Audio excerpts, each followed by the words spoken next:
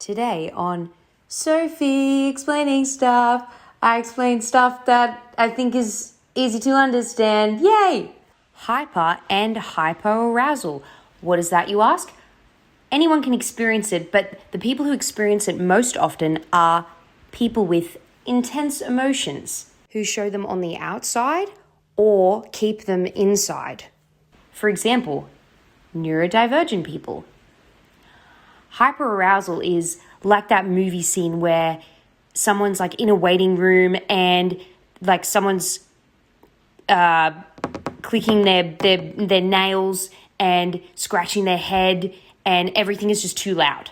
It's like you're stuck in a fight or flight state where you literally just want to escape your body because you feel so panicked or so much energy.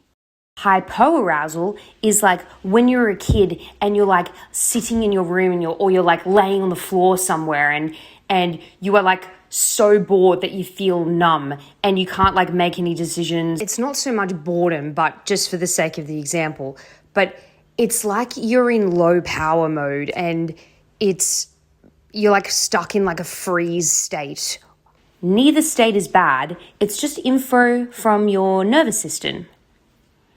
And what we're aiming for is the window of tolerance, where you feel present, not overwhelmed or numb. And we'll get to that in a moment. What helps me in hyper-arousal? So I get so much energy that I feel like I'm going to explode. So I go on my stair stepper to release the energy, or I stim. So like I twirl my hair or tap my leg or like anything that is doing something with my body. If I'm feeling extra anxious, then I will talk to a trusted person or like a support service like 1-800-RESPECT or Lifeline. What helps me in hypo-arousal? So deep pressure, like lying on the floor or using a weighted belt or hugging a safe person like a family member or someone you're romantically involved with or attracted to. Unfortunately, I cannot do this because I am a lonely motherfucker. Now, what helps me stay in the window of tolerance?